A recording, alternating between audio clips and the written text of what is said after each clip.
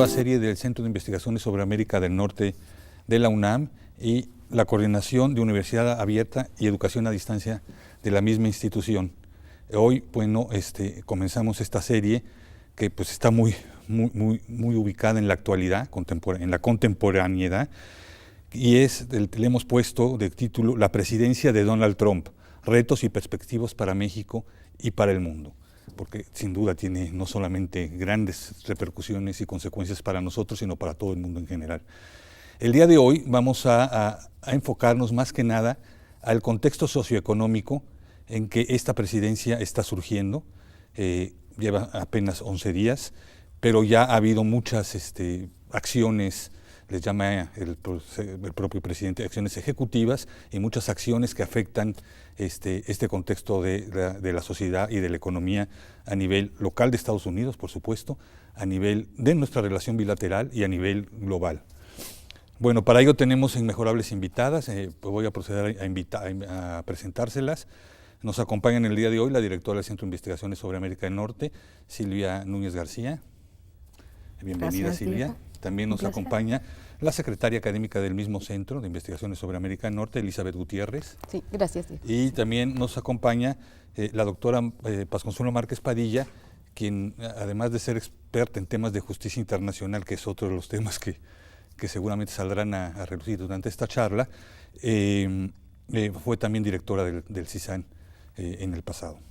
Bien, como les decía, el tema de hoy es muy importante porque el Centro de Investigaciones sobre América del Norte está dedicando mucha energía y mucho esfuerzo a intentar comprender qué es lo que está realmente ocurriendo ahora que llegó Trump a la presidencia y sobre todo entender qué es lo que puede ocurrir, qué consecuencias va a tener este arribo. Me gustaría empezar por eso, preguntándole a Silvia Núñez un poco que nos ayude a entender el contexto general y nos ayude a entender qué significa el arribo de Trump a la presidencia de Estados Unidos. Gracias, Diego. En primer lugar, podríamos decir que el arribo de Trump a la Casa Blanca da cuenta de cómo la incertidumbre que vino imperando no nada más en los Estados Unidos, sino que al día de hoy se impone sobre prácticamente la mayoría de los países en el mundo, ha tenido un efecto en el ámbito de la política y no se diga sobre todo en el desánimo que tenían ya muchos ciudadanos de los Estados Unidos por el ejercicio de la política, es decir, se habían venido desacreditando esto que se denomina el Washington Consensus, de alguna manera, los políticos profesionales, y esto es uno de los antecedentes que me parece de mayor relevancia, junto con otro más que tiene que ver con cómo en los Estados Unidos también creció la desigualdad social que no solamente se refleja en un tema de ingresos, sino que cruza por otros dos canales, que es el tema del distanciamiento a nivel de las clases sociales, porque Estados Unidos dejó de ser una sociedad en donde el consenso sociopolítico básico estaba anclado en los sectores de clase media, pero en donde también hay un incidente importante y que salió a relucir en la campaña presidencial, que es el tema de las mujeres. La desigualdad de género también en Estados Unidos es un marcador que no podemos perder de vista, sobre todo si consideramos que en este sentido Estados Unidos ocupa la posición número 55 en el mundo en términos de desigualdad de género. Eso es muy bajo, ¿no? Exactamente, hay muy pocas congresistas mujeres, muy pocas mujeres que presiden las gubernaturas, y bueno, había enormes expectativas de que por primera vez una mujer llegara a la Casa Blanca. Esto no se cumplió y una de las cuestiones que debemos de tomar en consideración es el hecho que el Partido Demócrata no prestó suficiente atención a las mayorías descontentas blancas en aquel país. Hace más de 50 años que el Partido Demócrata no logra concentrar la mayoría del voto de la población blanca al interior de los Estados Unidos, pues se concentró en llevar a las urnas, sobre todo, a los representantes de las distintas minorías en aquel país. Pues muchas gracias. Tocas un tema que me parece súper importante profundizar en él, que es el tema de la sociedad frente a Trump y frente a la presidencia. Y esto me da pauta un poco para preguntarte, Paz Consuelo, al parecer, por todas las noticias que nos llegan y lo que vemos en los medios, se polarizó fuertemente esa sociedad. Parece que hay dos sociedades en Estados Unidos, una que más o menos apoya a Trump, más o menos porque creo que se están arrepintiendo muchos, y otra que es pues francamente contraria a Trump, y lo estamos viendo en protestas, la protesta de las mujeres el día después de que él tomó su posesión, y otro tipo de protestas, hasta las últimas en los aeropuertos por su orden ejecutiva de prohibir la migración a países concretos y específicos del mundo musulmán. Sí, fíjate, Diego, que en los Estados Unidos desde los 60 las minorías empezaron a demandar más derecho y una mayor participación en el sistema político. Esto empezó a hacer que la sociedad se dividiera mucho, y esta división se vio acrecentada con dos cosas: con la crisis del 2008 y antes con la llegada de el primer afroamericano a la Casa Blanca. Entonces, Obama firma el Obamacare, y la sociedad estadounidense se divide, y existe, como nos dice Benedict Anderson, una idea de nación. Todos los países tenemos una idea de nación, y en Estados Unidos lo que ha sucedido es que esta idea de nación se ha dividido totalmente. O sea, los demócratas y los republicanos, cada vez los demócratas son más liberales y los republicanos más conservadores. Entonces no hay este diálogo posible, este consenso intermedio que les permite trabajar juntos. Entonces, la idea de nación, a la nación que ellos quieren llegar, que es la idea de una comunidad imaginaria, es muy diferente en las dos sociedades. La sociedad liderada por los demócratas quiere una sociedad inclusiva, multiculturalista, pro aborto, pro gays, pro el matrimonio entre homosexuales, pro migrantes, protección de los migrantes, hablar varios idiomas. Y sin embargo, la otra sociedad es una sociedad muy diferente. La idea de nación que ellos quieren, esta es la idea de regresar a los valores de los WASP, o sea, el hombre blanco. Entonces es una idea de una nación excluyente, donde el inglés es el que domina, donde no quieren migrantes, donde no quieren los derechos de los homosexuales y de las lesbianas. Entonces vemos que esta gran división se vio expresada precisamente en la elección, cuando el presidente Trump llega porque gana el voto del colegio electoral, pero Hillary gana el voto popular. Entonces esta división y este choque lo vamos a ver constantemente en todo este proceso de la presidencia de Trump. Y quizá, bueno, tiene que ver un poco con el título del programa de hoy, el contexto socioeconómico, Elizabeth. Me parece que parte del discurso de Donald Trump fue dirigido a aquellas personas que se vieron como perdedoras en la globalización, en los tratados, en el comercio en general, en el comercio mundial, y que sufrieron en ese sentido. Y él se obsesionó con el tema, por ejemplo, del empleo. También se obsesionó un poco con el tema de que los demás actores en el comercio internacional se habían aprovechado de Estados Unidos, y ese tipo de discurso que ha proferido cada momento. ¿Qué nos puedes decir al respecto? Sí, mira, tienes razón. Trump se dirigió a toda esta clase trabajadora blanca que en épocas pasadas había sido muy exitosa. Desde principios del siglo XX, muy exitosa en la industria del acero, en la industria automotriz, pero que a lo largo de décadas, y esto no es reciente, porque esto lo podemos llevar hasta, por ejemplo, de 1980, 1970, la competitividad de los productos estadounidenses en lo que toca, por ejemplo, al acero o a la automotriz y sus autopartes, había venido declinando. No era ya la misma fuerza y el empuje, sobre todo asiático y sobre todo de Japón, pero también de Alemania, había hecho que hubiera una penetración, una gran cantidad de importaciones en este tipo de industrias.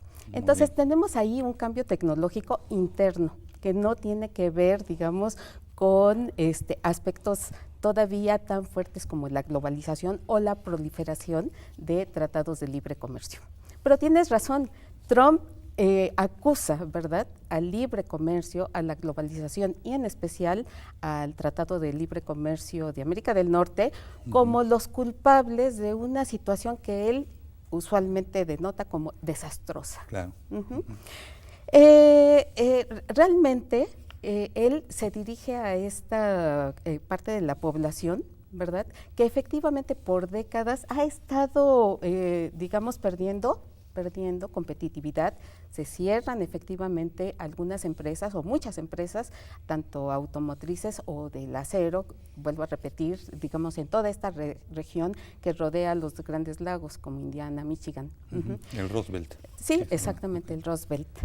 Entonces, él gana en estos estados. ¿Por qué? Porque ya tienen décadas, son generaciones de personas que han perdido sus altos salarios, han perdido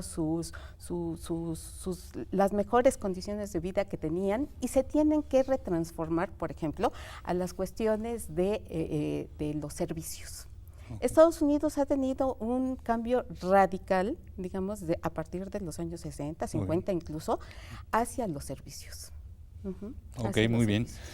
Silvia, ¿querías tú intervenir un momento en este tema de la economía? Sí, yo quería nada más brevemente añadir que los fenómenos económicos tienen también una impronta que va en el ámbito de lo subjetivo, es decir, a nivel cultural. Recordemos que la sociedad en general de los Estados Unidos se ha caracterizado por ser una sociedad de ávidos consumidores. Claro. Es decir, el éxito del capitalismo en los Estados Unidos está basado precisamente en esto, en las expectativas que tienen todos y cada uno de los ciudadanos de poseer bienes materiales y de mejorar su condición de vida. Acuérdense que se menciona una y otra vez que este es uno de los ejes del excepcionalismo estadounidense. El tema de que están ahí las oportunidades para que los seres humanos las aprovechen, y tiene también el referente del individualismo que no nada más en un entorno de una enorme competitividad a nivel global, sino también en un contexto que por otra parte logra ahora el presidente Donald Trump durante su campaña hacer creer a los estadounidenses que su país estaba en mucho peores condiciones que las que en realidad está, porque el desempleo bajó al 5%, esto fue uno de los grandes logros del presidente Obama, como dijo la doctora Paz Consuelo Márquez, también se habilitó por primera vez el sistema de salud universal, pero Donald Trump en este sentido tiene una astucia política que logró convencer a estos estadounidenses de que el país realmente estaba en unas condiciones oscuras, casi como en estas historias de ciudad gótica, ¿no? Y aprovechó un poco aquí el discurso, digamos, xenófobo, el discurso contra el otro, contra el extranjero, contra el que sintió que venía, o contra el inmigrante, en una sola palabra, que venía a... Y yo nada más quisiera cerrar mi comentario señalando lo siguiente. Desde hace muchos años, el filósofo alemán Jürgen Habermas había dicho que habíamos arribado al fin de la utopía del trabajo. Aquí Estados Unidos también experimentó cambios sustantivos en lo que tiene que ver el mercado laboral, en donde, bueno, ahora la gente requiere a veces de tener 2 o 3 empleos y varios ingresos al interior de cada familia para que puedan mantener un nivel de vida de clase media. Ok, vi que querías intervenir en este mismo tema, ¿verdad? Digamos, complementando esta idea de que fue precisamente en estos estados sí había un mayor desempleo, o sea, aunque el desempleo está en 4.2%, en estos estados estaba en el 9%.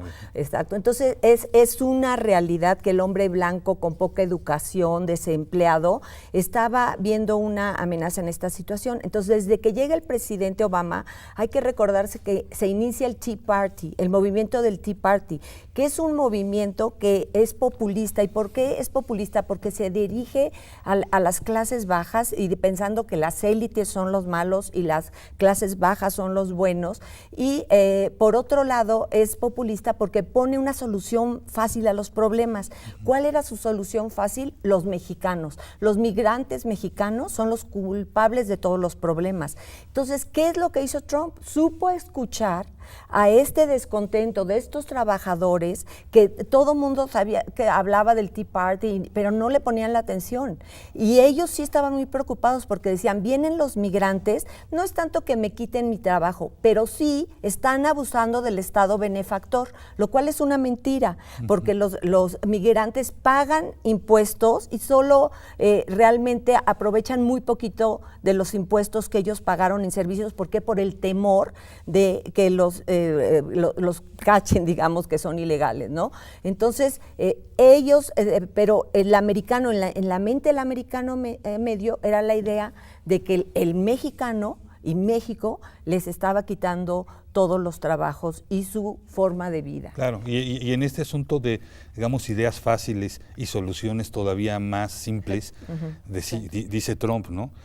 La prueba concreta de que México ha abusado de Estados Unidos, se cambió el mundo de algún modo en un momento, es que tenemos un déficit de, dice él, 50,000 millones de dólares en términos de comercio. Sí. Entonces, bueno, esto no necesariamente es cierto, no sé, las cifras quizás sí, pero ciertas. Que eso sea negativo para Estados Unidos o para México, no. Entonces, por favor, Elizabeth. Fíjate que Trump, recuperando todas estas preocupaciones de pues estos trabajadores en estas áreas, ¿verdad?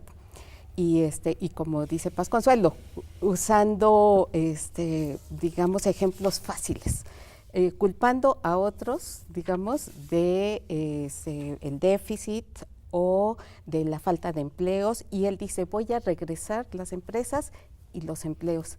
Sin embargo, a Estados Unidos, sí, claro, pero Trump desde luego no dice cómo ni qué efectos va a tener.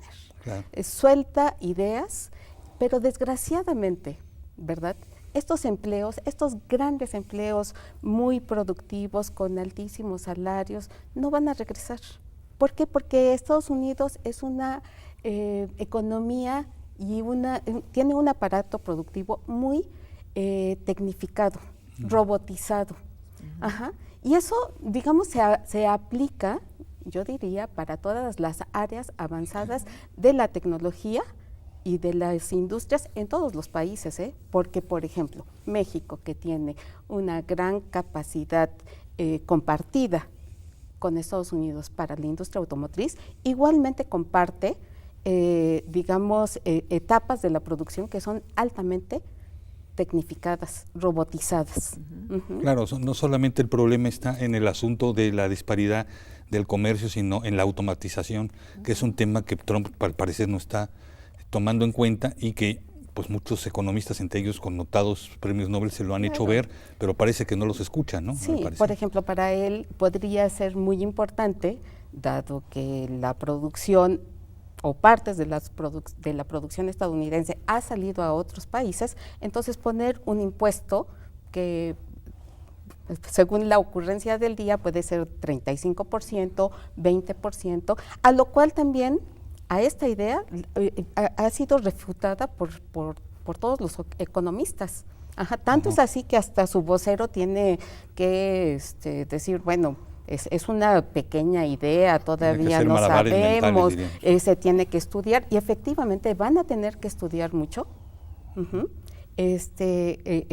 cómo Trump quiere cumplir, digamos, estas expectativas de los electores. Nos quedan 30 segundos para la pausa, me están avisando. Me gustaría regresar después con Silvia Núñez para que nos comente un poco sobre estas primeras órdenes ejecutivas, que no han sido pocas, vamos, como que está muy acelerado Trump, lo podríamos decir así, y qué repercusiones tienen. Muchas tienen repercusiones para México, evidentes, ¿no? Pero no solo, hay pues unas que son, bueno, iba a decir unas que son polémicas, todas son polémicas, ¿no? Pero sí me gustaría que regresáramos con eso, casi directo, Silvia, a hablar de las órdenes ejecutivas que ha hecho, cuáles son las más relevantes y qué impactos empiezan a tener.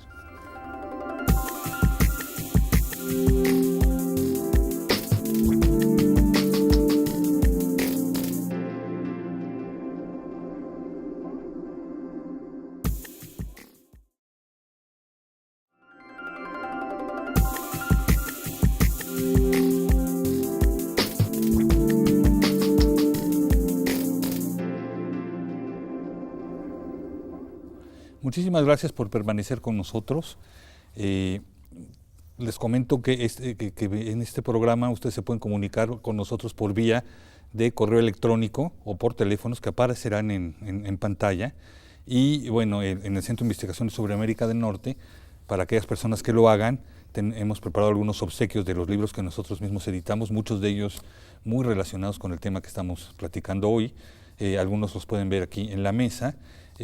Por ejemplo, tenemos en la esquina, que son las nuevas experiencias de la migración de retorno, que un tema que se nos está viniendo como una avalancha, porque es una de las posibilidades de que retornen muchos de nuestros compatriotas allá, la mayoría de forma forzada, y del cual es una de las coordinadoras, la maestra Silvia Núñez. También tenemos el azulito que dice Justicia Internacional, que será otro tema que estará todo el tiempo en el candelero, porque una de las cosas que pues ha demostrado el señor Donald Trump es que no le tiene mucho respeto al derecho internacional, ¿no? Sobre todo, por ejemplo, esta última orden ejecutiva en la cual pues prohibió la entrada a Estados Unidos de ciudadanos de refugiados políticos de 7 países musulmanes.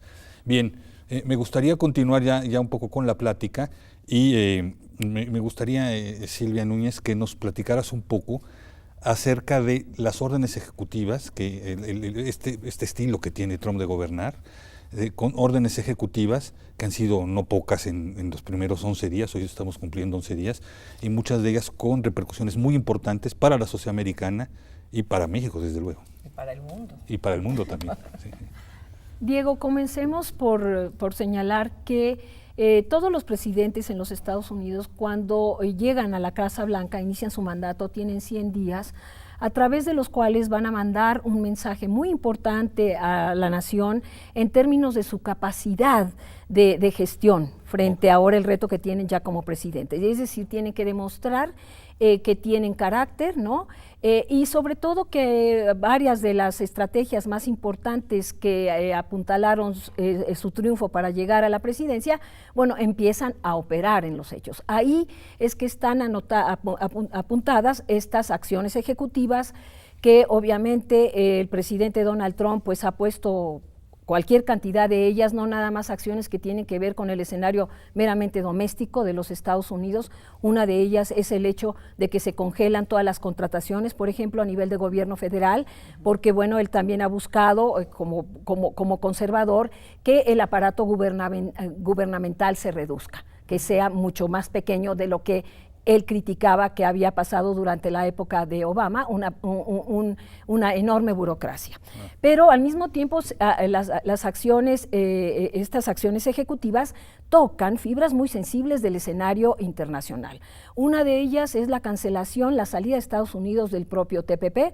Él ha señalado que va a continuar con negociaciones, pero a nivel bilateral con los 7 países que estaban, 11 países que estaban involucrados en el TPP. Recuerden que el TPP fue también una de las grandes iniciativas del presidente Barack Obama para contrarrestar el poderío de China a nivel comercial en el mundo. Aquí es donde toca también la fibra del Tratado de Libre Comercio. Sin embargo, ahí yo sí quisiera decir que el Tratado de Libre Comercio nunca lo ha mencionado como algo que se va a descartar, sino que se tiene que revisar para buscar a ver si hay modo de que Estados Unidos sea el que lleve ahí el sartén por el mango, ¿no? Eso es lo que está todavía por verse. Hay otra orden ejecutiva que tiene que ver con el entorno internacional y que versa sobre un asunto muy relevante a nivel social, y es el hecho de que Estados Unidos dotaba de fondos federales a ONGs internacionales que, por ejemplo, en lugares como en los países africanos, estaban promoviendo políticas de paternidad responsable y apoyaban que las mujeres que querían practicarse un aborto pudieran hacerlo. Esta es una de las cuestiones que también cortó de inmediato.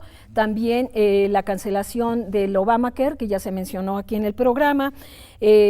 Otra más tiene que ver con la reactivación de la construcción del oleoducto de Keystone, que había también generado una enorme polémica porque parte del territorio de Dakota por donde cruza es territorio de tribus indígenas quienes se oponen de manera contundente a que suceda esto, no nada más por una cuestión ambiental, sino también por el tema de la tradición. Y no se diga, bueno, el haber dictado una orden ejecutiva donde señala que se empiece a construir el muro con fondos federales, ahí es donde ya nos quedamos empantanados, pero esta orden ejecutiva toca además otros temas que me parece importante, se dan más fondos para que la patrulla fronteriza y los agentes aduanales crezcan un número mucho mayor, es decir, al mismo tiempo que hay necesidad, dice él, de construir una fortaleza, un muro fortificado, hay necesidad de continuar con la militarización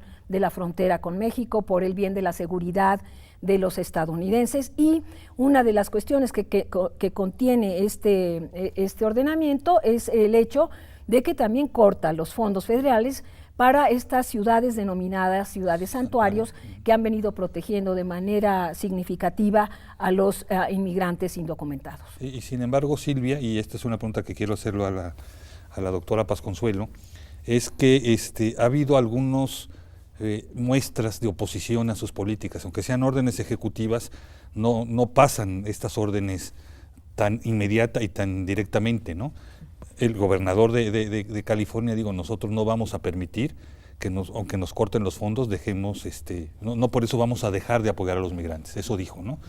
Y incluso esbozó algunas acciones en las cuales deja entrever que no es tan cierto que pueda cortar los fondos, ¿no? ¿Por qué? Porque hay, en Estados Unidos, todos lo sabemos, hay un sistema de pesos y contrapesos, que no sabemos en qué grados va a estar funcionando en esta administración. ¿Nos podrías platicar de eso? Bueno, sí. Madison en los papeles federalistas dijo que si los hombres fueran ángeles no se necesitarían gobiernos. Sin embargo, los hombres no son ángeles. Entonces, en Estados Unidos hicieron una complicada arquitectura institucional de pesos y contrapesos para limitar la posibilidad de que un mal gobernante hiciera daño al país. Entonces, ¿pero qué vemos en este momento? Vemos que la Suprema Corte, ahorita están empatados, pero el presidente Trump va a nombrar a un ministro y entonces va a quedar ganando el sector conservador, que puede echar para atrás muchas de las medidas, por ejemplo, ir en contra de Roe versus Wade, que es el derecho de la mujer de tener abortos. Entonces, esta posibilidad existe, es decir, la Suprema Corte no va a funcionar como un contrapeso. Por otro lado, el Congreso está dominado por los republicanos, es entonces que tampoco parece que va a trabajar como un contrapeso. El otro nivel que es importante es el federalismo. Yo es aquí en el federalismo donde veo ciertas posibilidades que de hecho es donde ya hemos visto. Es decir, los gobiernos locales están en contra de las políticas del gobierno federal y van a jugar un papel muy importante, así como los alcaldes. ¿Por qué? Porque hay estados, por ejemplo, en el caso de Texas y Arizona, su primer socio comercial es México. Entonces, toda esta visión tan mala en contra de México y todas estas barreras va a afectar a estos estados. Todos los estados de las fronteras se van a ver afectados. Ahorita ya hay centros comerciales en Houston y en otras áreas que ya no tienen tanta gente. ¿Por qué? Por esta retórica xenofóbica del presidente Trump. Entonces, yo creo que sí existen posibilidades. El presidente Kennedy escribió un libro muy famoso que se llama Perfiles de Coraje. Yo hice una presentación en el Senado sobre este libro, pero lo importante del libro es que decía que aunque fueran del mismo partido, los senadores y los republicanos, tenían que luchar por los verdaderos valores de Estados Unidos. Y entonces, esto es lo que nosotros debemos esperar ahorita, que los republicanos, aunque tienen el dominio, que si se dan cuenta que el presidente Trump toma decisiones que van en contra de los verdaderos valores estadounidenses, que entonces realmente jueguen el papel de una oposición comprometida. Ok, me surgen dos problemáticas. La primera, entre estos pesos y contrapesos, hablaste del Congreso, el Congreso es mayoritariamente republicano, hablaste del federalismo y de los estados y los alcaldes que podrían dar la batalla, pero, y faltaría la judicial. Perdóname, digo, que te añada esto. Ahorita también hay dominio de gobernadores republicanos y dominio de asambleas republicanas. Todo esto lo hace más difícil. Ahora, yo quiero hacer una pregunta a las tres, porque todo lo que me comentas está dentro de la clase política y del establishment. La sociedad civil, ¿cómo va a actuar la sociedad civil? Pues en la oposición a algunas medidas en las que evidentemente no está de acuerdo con Trump, se pueden judicializar algunas, se pueden, bueno, las protestas ya las estamos viendo, pero ¿cuál sería ese papel de sociedad civil en Estados Unidos? Yo creo que es fundamental, y vimos las manifestaciones hasta de las mujeres, que lo importante fue que no fue un movimiento solamente feminista, sino que incluyó, dijo, no es un movimiento de mujeres, es de migrantes, de gays, de todos los grupos. Silvia, ¿podría rebasar musulmanes a los políticos, la sociedad civil? A ver, yo creo que aquí tenemos que ser extremadamente cuidadosos, porque recordemos que también hubo 60 millones de estadounidenses que votaron por Donald Trump, que también tienen organizaciones recalcitrantemente conservadoras que van a entrar en esta misma, en la defensa, ¿verdad?, de sus intereses, porque es su presidente. Sí creo que hay mucha esperanza, evidencias concretas de que ya hay algunos organismos de la sociedad civil que están empezando a presentar demandas. Una de ellas es una red que se llama Ciudadanos por la Responsabilidad y la Ética en Washington, que ya metió una demanda en contra de esta cuestión que señalan que hizo Trump con sus empresas, de que sus empresas han estado recibiendo fondos de gobiernos extranjeros y esto está terminantemente prohibido. Entonces ya esto entró a una cuestión de índole legal. Con relación a las manifestaciones que se sucedieron en Estados Unidos el día previo, el día de la toma de posesión y al día siguiente, también quisiera nada más señalar que fuéramos muy juiciosos. Las manifestaciones que se dieron el viernes en Washington fueron manifestaciones de grupos minoritarios, hubo muchos negros participando, también latinos y blancos, pero esa manifestación estaba de alguna manera considerada por las fuerzas del orden público como una manifestación de radicales. Si uno ve las imágenes, ahí iban efectivamente muchos con la cara cubierta.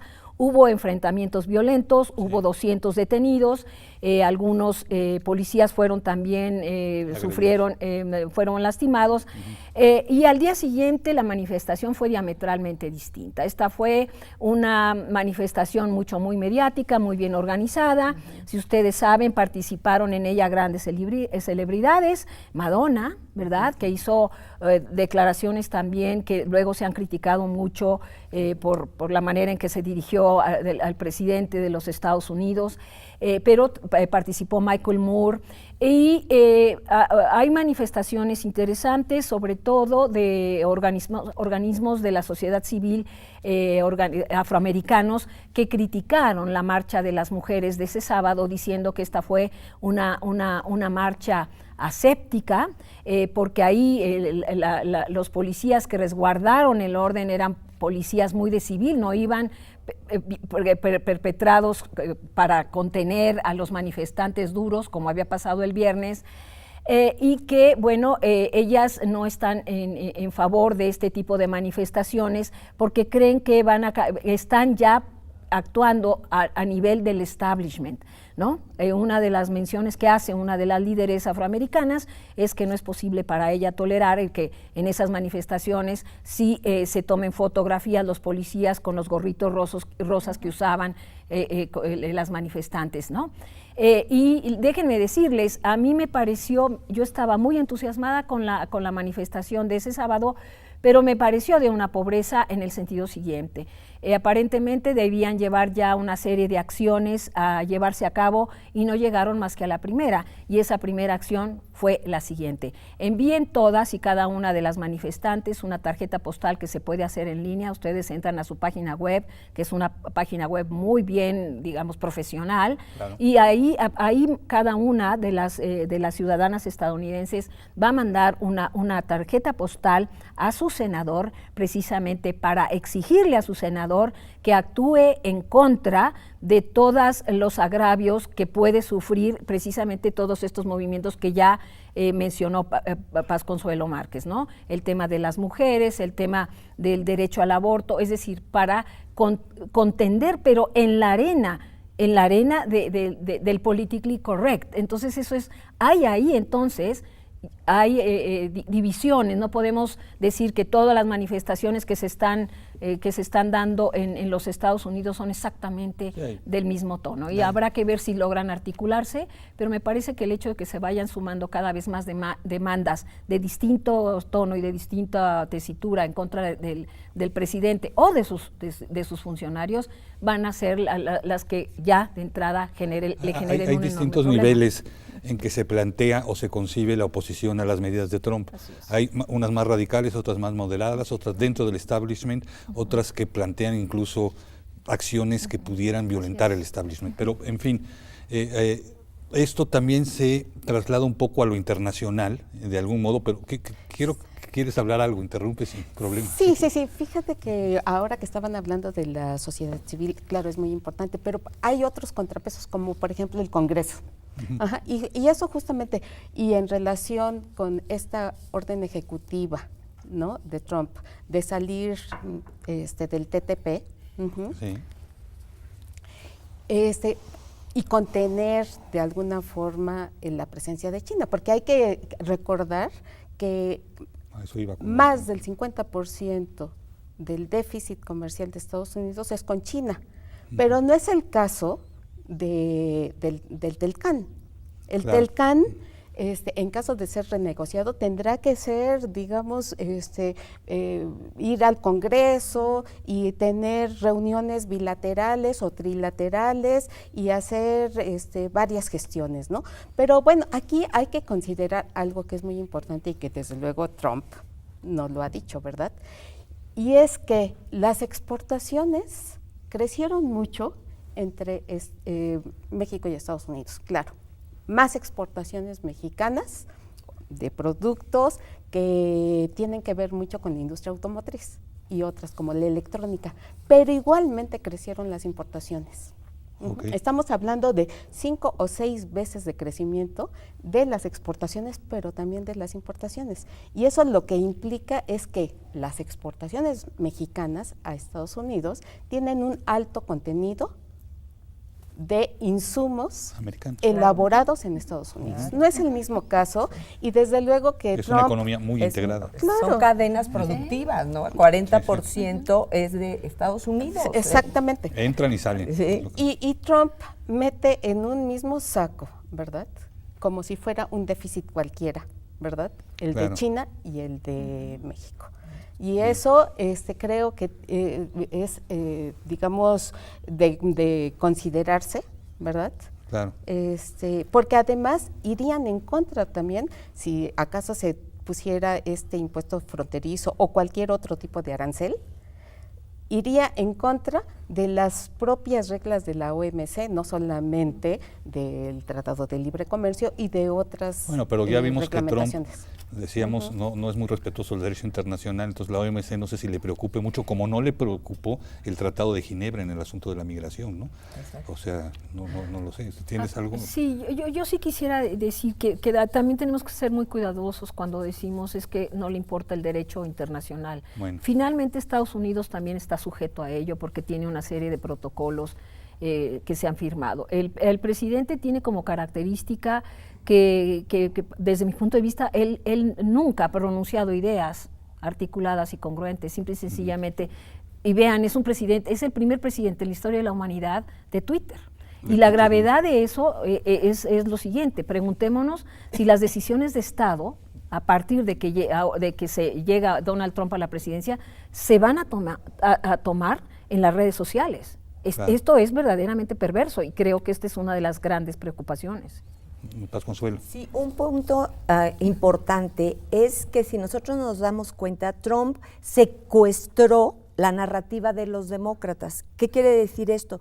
Que los demócratas tradicionalmente son los que son más proteccionistas y están en contra de la migración. ¿Y por qué? Porque su base tradicional son los trabajadores, ¿no? Entonces, ¿qué es lo que puede pasar ahorita? Que sí, los republicanos, ahorita no han marcado una oposición, están muy callados, solamente algunos con lo de con la orden ejecutiva en contra de los musulmanes, como unos 20 y tantos sí se opusieron a ella, ¿no? Pero no lo han hecho, pero en cuanto siga más teniendo esta tendencia proteccionista muy fuerte, va en contra de las ideas de los republicanos, entonces van a empezar, yo creo, realmente poco a poco a saltar, porque tradicionalmente esta es la postura de ellos. Tan es así que George Bush padre fue quien negoció, ¿verdad? Y seguramente el tratado del libre comercio es exactamente, él fue, digamos, la contraparte estadounidense como representante del Partido Republicano, ¿no? Sí, se firma con Clinton, pero él es el que lo propone. El que lo negocia en época de Salinas. ¿No? Exacto. Sí. Igualmente, creo que muchos industriales, quizás no durante estos primeros 11 días, ¿verdad? Pero seguramente verán por sus intereses. Claro. Sí, claro. Retomando un poco este asunto, Elizabeth, de las reglas internacionales y el discurso de Trump, en el asunto de la OMC, vamos a suponer, porque es uno de los escenarios que decida salirse del Telecán, ¿no? Quedan las reglas del OMC.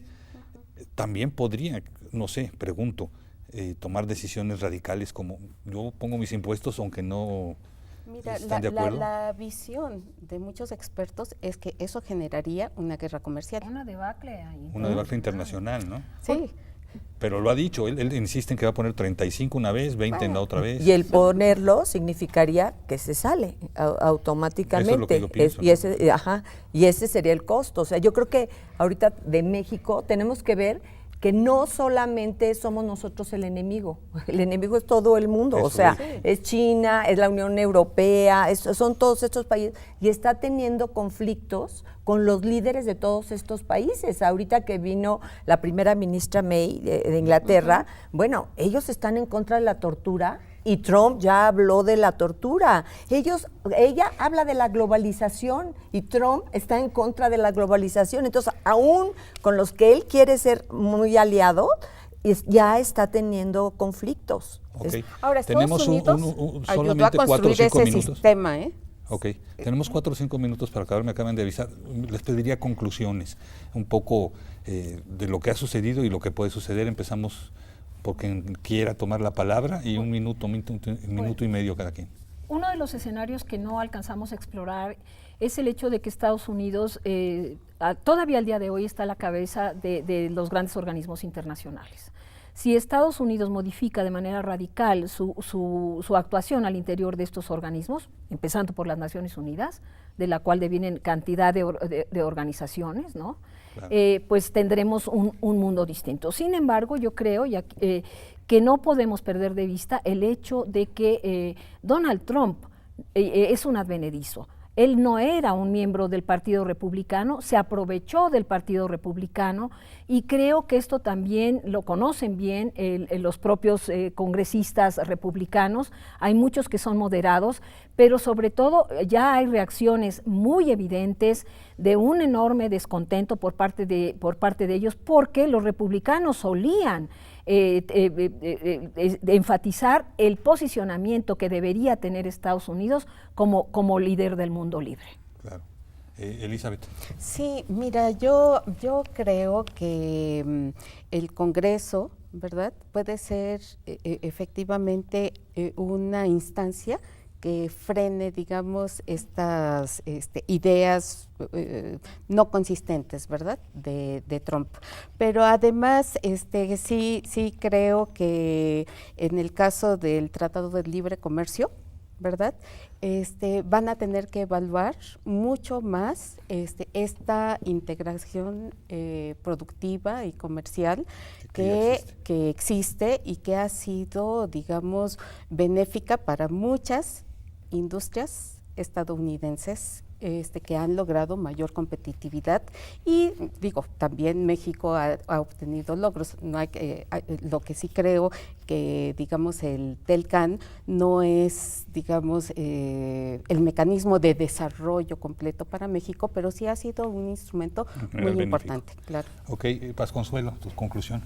Bueno, sí creo que estamos en un momento delicado. ¿Por qué? Porque es la primera vez que tenemos un presidente de los Estados Unidos que tiene un mundo virtual propio y que, o sea, él dice que está terrible la seguridad en Estados Unidos, que está terrible la economía, lo que comentaba Silvia, que el desempleo, que las ciudades, el crimen, todo, o sea, es ese mundo que no existe, que no es cierto. O sea, Obama sacó a los Estados Unidos de la peor crisis económica de este siglo, ¿no? Entonces, y lo dejó con empleo y todo esto. Entonces, es una realidad virtual, su mundo donde él vive. Y lo delicado es que no es como un agente racional al que se le presentan datos, se le presenta información y entonces toma la decisión adecuada. Yo sí tenía mucho la esperanza de que cuando él se enterara de los datos del Tratado de Libre Comercio, cuando él se enterara de todas estas cosas, iba a medirse más, a moderarse. Desafortunadamente, lo que ha mostrado hasta el momento es que él funciona en términos de sus datos alternativos, ¿no? Lo que dijo su asesora política, es su verdad, o sea, y eso es lo delicado. Es muy diferente que haya unos hechos y una verdad y que cada quien tengamos nuestra opinión, claro. Pero es muy diferente que digan, no, los hechos no existen y son datos alternativos. Y ahora que mencionas a esta asesora política, pues la relación de Trump con la prensa y los medios en Estados Unidos es muy, muy delicada. Quizás con eso terminamos, Silvia, un pequeño comentario para cerrar el programa. Pues yo creo que la historia de Trump apenas comienza. Hay muchos que señalan que va a ser una presidencia relativamente corta.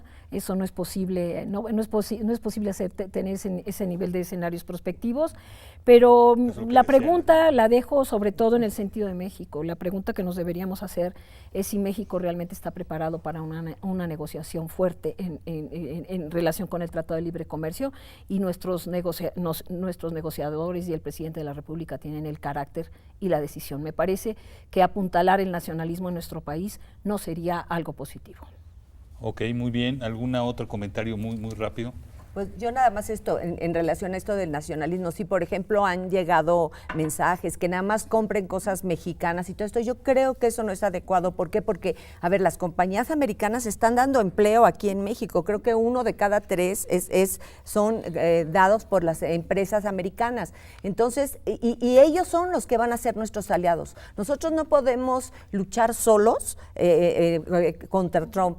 Si nosotros podemos luchar es porque tenemos aliados. Nosotros los académicos ya estamos haciendo nuestro papel, tomando alianzas con ellas, los empresarios, los políticos, los congresos, los gobernadores, es así, pero yo no creo que el mensaje debe ser vamos a comprar solo mexicano. Sí, lo que sí podemos decir es, bueno, no viajar tanto a Estados Unidos, eso sí ya es... Eso va a ser difícil porque con el tipo de cambio. Exacto, ya, solito el tipo de cambio nos va a poner los límites, ¿no? Y la globalización tiene ventajas para claro. los dos países. Claro. Sí, entonces, bueno, este tipo de reacciones nacionalistas y proteccionistas a su vez es como caer en sus propios terrenos, ¿no? Exacto. Es declarar una guerra, ¿no? Que es lo que él además está provocando, es lo que él quiere que hagamos, ¿no? Para que digan, ya ven, ahí sí, yo se los dije.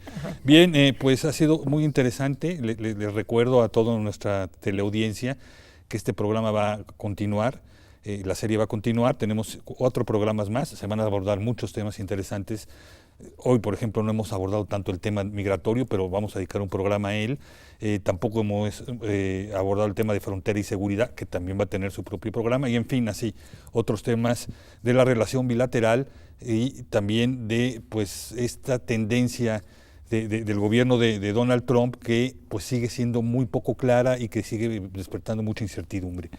Les recuerdo, para despedirnos, que es un programa en vivo, que ustedes pueden llamar a teléfonos o escribir a correos electrónicos que están apareciendo en pantalla o que ya aparecieron en pantalla, y a quienes lo hagan y se interesen también, que tenemos algunos obsequios de libros del CISAN, ya los presentamos y tenemos otros también, para que pues profundicen en estos temas, ¿no? Les comento que también en el CISAN se están produciendo y se seguirán produciendo muchos eventos relacionados con el asunto. Pues les agradezco y nos vemos en el próximo programa. Muchas gracias.